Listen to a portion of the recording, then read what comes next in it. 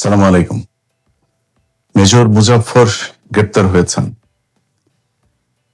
শহীদ president Ziaur Rahman হত্যাকাণ্ডের একমাত্র সাক্ষী, একমাত্র অভিযুক্ত ব্যক্তি যিনি জীবিত আছেন, তিনি শেষ ব্যক্তি মুজাফফর।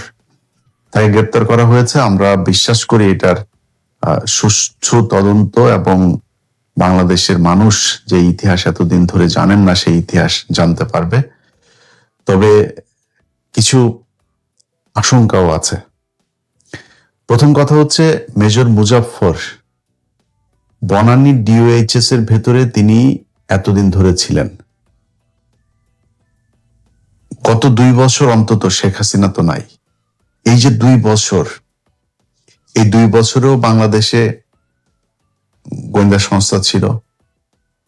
তাইলে গেল 2 বছর সেই গোয়েন্দা সংস্থার প্রধান যারা ছিলেন তারা কি করেছেন? তারা কেন তাকে ধরেন নাই? তার যেই বাসার যে লোকেশন যেখান থেকে ধরা হয়েছে তাকে, সেখান থেকে তারেক রহমান যে বাসায় গুলশানে ছিলেন, খুব বেশি দূরত্ব না, এত কাছাকাছি তার বাবার হত্যাকারী তার পাশে ছিল। কিভাবে ছিল? এই প্রশ্নের উত্তর খুঁজে বের করা দরকার। আমরা এটার জন্য সেনা প্রধান যিনি আছেন, যেহেতু বিষয়টা ডিওএইচএস এর ভেতরে, এটার জন্য সেনা প্রধানকে জিজ্ঞাসাবাদ করা দরকার। সেনা প্রধান আজকে দাড়ি রেখেছে কয়টা, এই জন্য বাংলাদেশের মানুষ সব ভুলে গিয়েছেন। এইভাবে ভুলে গেলে কপালে বিপদ আছে আবারও। এই ওয়াকার সেই ওয়াকার যে কিনা তার সংস্থার ভেতরে, তার বাহিনীর ভেতরে সদস্যদেরকে দাঁড়িয়ে রাখতে দেয় নাই। দাঁড়িয়ে রাখতে নিরুৎসাহিত করা হয়েছে। তাদের দাড়ি ছিল, দাড়িওয়ালা মানুষ যে নামাজ পড়ে 5 ওয়াক্ত, তাদেরকে শেখ হাসিনা, রাষ্ট্রপতি, সেনাপ্রধান এই সেনানিবাসের কোনো প্রোগ্রাম হলে সেখানে তাদেরকে ডিউটিতে রাখা হইতো না। আমার নিজের রিলেটিভ, তার বাবা আমার ভাই, আমার ভাগ্নে একজন, সে হচ্ছে গিয়ে আপনার ভাতিজা আমার। তো সে হচ্ছে গিয়ে আপনার এই 2000 সম্ভবত 18-19 এরকম কোন একটা ইয়েতে আপনার কুচকাওয়াজের দিন তার বাবা এসছে, আমার সেই চাচতো ভাই, সে এসছে তার চোখের অপারেশন করানোর জন্য। সারাদিন কোয়ার্টারের ভেতরে তাদের ওই বাসায়, তার ওই ইয়েতে বাইরে দিয়ে তালা দিয়ে রাখা হয়েছে। তালা দিয়ে রেখে একজন সদস্যকে বাইরে রাখা হয়েছে, যদি তার কিছু প্রয়োজন হয় সে এনে দিবে, নিয়ে দিবে, কিন্তু তাদেরকে ঘর থেকে বেরোতে দেবে না। একমাত্র অপরাধ আমার ওই ভাইয়ের মুখে দাঁড়িয়ে আছে, তিনি তাবলিগ করেন, কপালে দাগ আছে, এই জন্য তাকে এইভাবে রাখা হয়েছে। এটাই ঘটেছে এই গেল 15 বছর পিলখানা, এই আপনার সেনানিবাসে। যাদের নাচ গান রাতের বেলা সেনাবাহিনীর এই কি বলে এটা ক্লাবগুলোতে আপনার মদ নারী নিয়ে তারপরে করতো, তাদেরকে বিভিন্ন গুরুত্বপূর্ণ পদে রাখা হইতো। নামাজ রোজা করা, দাঁড়িয়ে রাখা, এটাকে ভীষণ রকমের অপরাধ মনে করা হইতো। এটাই গেল 15 বছর এভাবে ঘটেছে। সো সেই ওয়াকারই তো এই ওয়াকার। এই ওয়াকার 24-এর পরেও আওয়ামী লীগের প্রতিটা মানুষকে পালিয়ে যেতে এই ওয়াকার সহায়তা করেছে।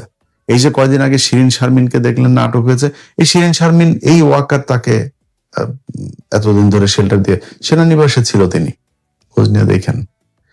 সো সেই ওয়াকারকে জবাব দিতে হবে তিনি এইখানে এতদিন কিভাবে ছিলেন।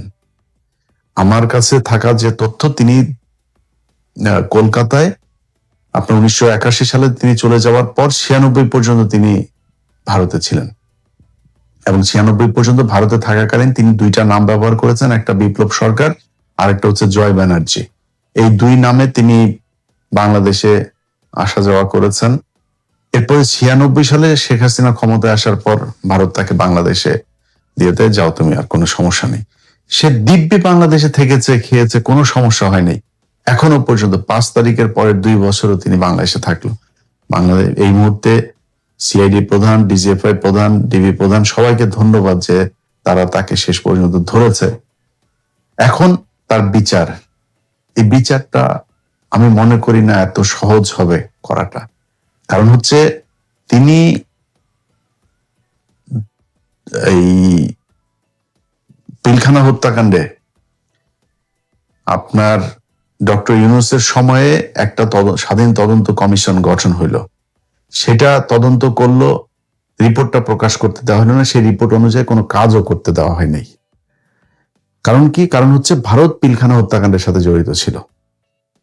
আজকে মুজাফফর যে হত্যাকাণ্ডের কারণে তাকে গ্রেপ্তার করা হয়েছে, সেই জিয়াউর রহমান হত্যাকাণ্ডের সাথে ভারত সরাসরি জড়িত ছিল।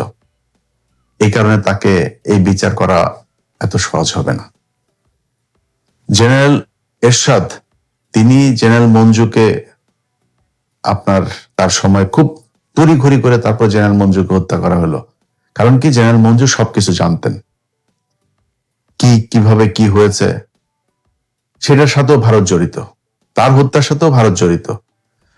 অতএব এই ভারত জড়িত থাকার যে জায়গাগুলো, এই জায়গাগুলোকে ফাইন্ড আউট করতে গেলে নানান ধরনের সমস্যা আসবে। এখন আমরা শুনছি যে মুজাফফরকে সম্ভবত তাকে 24 ডিভিশনে পাঠানো হচ্ছে।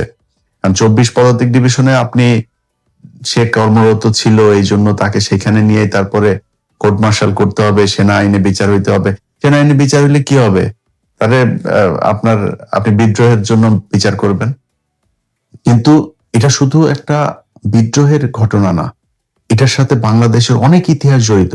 তাকে রেখে আমি মনে করি যে আপনার একটা স্বাধীন একটা কমিটি তৈরি করা দরকার, যেটা একদম সার্বজনীন একটা কমিটি হবে। এটা করে তারপরে তাকে দিয়ে ইতিহাসের কোন কোন জায়গায় কোন কোন ঘটনার সাথে সে জড়িত, ভারত কিভাবে কেন তাদেরকে দিয়ে জিয়াউর রহমানকে হত্যা করিয়েছিল, এরপরে কি ঘটেছিল, মঞ্জুকে কিভাবে হত্যা করা হলো, কেন হত্যা করা হলো, এরশাদের সাথে এতদিন ভারতের কি কি ডিল ছিল, এরশাদকে দিয়ে কি কি করানো হয়েছে, এই পুরো ইতিহাস তাকে দিয়ে খুঁজে বের করা সম্ভব। যে কারণে এই ঘটনাটা শুধুমাত্র জিয়াউর রহমান হত্যাকাণ্ড কিংবা ওই সেনা বিদ্রোহ হয়েছিল ওই দিন 30 মে, শুধু এটার মধ্যে সীমাবদ্ধ থাকলে হবে না। এটার জন্য আমি মনে করি তারেক রহমানকে আরো বেশি কি বলবো যে দায়িত্বশীল এবং সতর্কভাবে পদক্ষেপ নিতে হবে। আজকে সকালে দেখলাম যে তারেক রহমান আমার দেশ পত্রিকা একটা নিউজ করেছে, সেখানে তারা পররাষ্ট্র মন্ত্রণালয়ের একজন ঊর্ধ্বতন কর্মকর্তার উদ্ধৃতি দিয়ে বলেছেন যে তারেক রহমান ভারত সফরে যাচ্ছে না। আমার জন্য আজকের দিনের সবচাইতে সুন্দর, সবচেয়ে খুশির খবর হচ্ছে এটা। তারেক রহমান যদি ভারতে না যায়, এটা বাংলাদেশের জন্য, তারেক রহমান না বাংলাদেশের জন্য যেই জায়গায় ভারতকে প্রয়োজন আছে তার অল্টারনেটিভ রাস্তা খুঁজে বের করা দরকার এবং ভারতের সাথে সর্বোচ্চ সংকীর্ণতা দেখানো দরকার। তারেক রহমান যাবেন না, এটাও আমার কাছে খুবই সুখবর, এই দেশের জন্য একটা ভালো খবর। তো তারেক রহমান ভারতের সাথে করছে, মুজাফফরকে ধরেছে, 111 কুশীলব অনেককে ধরেছে। তার কাছে অনুরোধ থাকবে বিডিআর এর পিলখানার হত্যাকাণ্ডকে কেন্দ্র করে যারা জড়িত ছিল তাদেরকে গ্রেপ্তার করা এবং যে নিরীহ বিডিআর সদস্যরা এখনো পর্যন্ত জেলখানায় আছে, প্রায় 450 মানুষ, তাদেরকে বের করে দেয়া। তাদের একটা বেঞ্চ গঠন করার জন্য তাদের শুনানি করা যাচ্ছে না। অতএব সরকারের কাছে অনুরোধ থাকবে বেঞ্চটা দ্রুত গঠন করে তাদের শুনানির ব্যবস্থা করে তাদেরকে ছেড়ে দেয়া। অনেকের 10 বছর আগে তার সাজার মেয়াদ শেষ হয়েছে, সেই মানুষগুলো এখন পর্যন্ত জেলখানায় আছে, তাদের প্রতি একটু সদয় হন। আপনার এই মুজাফফরকে আটকের সাথে ওইটার সাথে সম্পৃক্ত, কারণ ওইটাও ভারত ঘটিয়েছে, এইটাও ভারত। সো আপনি তাদের প্রতি সুবিচার করা উচিত। এই মানুষগুলো অপেক্ষায় ছিল যে হাসিনার যদি কোনোদিন পতন হয় তাহলে তারা মুক্তি পাবে। 2 বছর হয়ে গিয়েছে, 2 বছরে 4টা ঈদ তারা সেখানে পালন করেছে। তাদের প্রতি কোনো সরকার বিরোধী দল কেউই সদয় হয় নাই, এটা নিয়ে কেউ কথাও বলে নাই, এটা নিয়ে কেউ দাবিও তোলে নাই শক্তভাবে সরকারের কাছে। এখন পর্যন্ত সংসদেও কোনোদিন কেউ এটা নিয়ে কথা বলে নাই। অথচ উচিত ছিল 5 তারিখেই তাদের সবাইকে বের করে দেয়া। যারা জেনুইন হত্যাকারী তাদেরকে খুঁজে বের করেন, এটা সবাই জানে, তাদের বিচার করেন। এটা একটা। আর যে ঘটনায় মুজাফফরকে আটক করা হয়েছে, সেই ঘটনাতেও আমি মনে করি যে 2 দিন আগে কনক সরোয়ারের ফেসবুক পেজে দেখলাম যে তারেক রহমান মাদারীপুরে গিয়েছেন, সেখানে তার গাড়ি বহরের উপরে পাথর, ইট বা কিছু একটা গাড়িতে নিক্ষেপ করা হয়েছে। তো যেখানে পাথর বা কোনো কিছু ঢেলা দেওয়া সম্ভব হয়, সেখানে তো গ্রেনেড মারাও সম্ভব। তাইলে সিকিউরিটিটা দেখভালের দায়িত্ব কার ছিল, কারা দেখেছে, কেন এই সিকিউরিটি লিকেজ কেন হইলো, কেন এটা ধরা যায় নাই, কেন এটা নিয়ন্ত্রণ করা যায় নাই, এই জিনিসগুলো আমার মনে হয় আরো বেশি শক্তিশালীভাবে, আরো বেশি সুন্দরভাবে করা উচিত। কারণ হলো আপনার তারেক রহমান যখন ইন্ডিয়ার সাথে আপনার চোখ তুলে তাকাইতে যাবে, নিজের অধিকারের কথা বলবে, মানে বাংলাদেশে শেখ মুজিবের কিন্তু শেখ হাসিনারা যেগুলো বলে, শেখ মুজিবের কিন্তু সেগুলোর বাইরে কিছু গুণ আছে যেগুলোরে শেখ হাসিনা খারাপ বলে। শেখ হাসিনা যেগুলোরে ভালো বলে সেগুলো হলো শেখ মুজিবের খারাপ গুণ। শেখ মুজিবের ভালো গুণ কি ছিল? শেখ মুজিব কোনোদিন পাকিস্তান ভাঙতে চায়নি। শেখ মুজিব শেষ পর্যন্ত চেয়েছিল এই পাকিস্তানের সাথে আবার সেই ওআইসিতে গিয়ে যোগ দেয়া, পাকিস্তান প্রধানমন্ত্রী ভুট্টোকে আপনার বাংলাদেশের সফরে আনা, এগুলো কিন্তু ইন্ডিয়া ভালো চোখে দেখে নাই। এই জন্যই শেখ মুজিবকে হত্যায় ইন্ডিয়া জড়িত ছিল এবং এটা ঠেকানো যায় নাই। সো ভারত সবসময় তার বিরুদ্ধে যেই চোখ তুলে তাকাবে তাকে তারা হত্যার চেষ্টা করবে। তো তারেক রহমানকে এরকম কোনো কিছু করলে আমি অবাক হব না।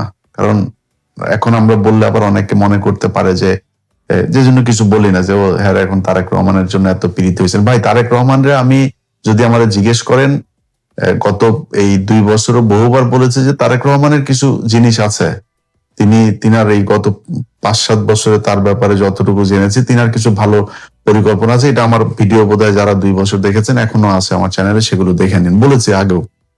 কিন্তু তার আশপাশের কিছু লোকজন এখন ওই যে জাহেদ মাহেদ এগুলোর করা হয়েছে, তো এগুলো আমার কাছে ভালো লাগে না। এবং নির্বাচনের আগে তারা যেভাবে কথা বলেছে সেগুলোর বিরুদ্ধে আমি সরাসরি জামাতের পক্ষে অবস্থান নিয়েছি। তাদের কারণে, এটা আমার সমস্যা নেই, তাদের সমস্যা। তাদের আমাকে জানানো উচিত যে আমরা এই কারণে করেছি। আমি তাদের কাছে আমার এত মাপ চাওয়ার কিছু নেই, তাদের তেল মারার কিছু নেই। তারপরেও তারেক রহমান এখন প্রধানমন্ত্রী এবং এই নির্বাচনের পরে যে পদক্ষেপগুলো নিচ্ছে, এই পদক্ষেপগুলোর কারণে তারেক রহমানকে আমি সাপোর্ট করি এবং আমি চাই তারেক রহমান সারা জীবন ক্ষমতায় থাকুক, আমার কোনো সমস্যা নাই।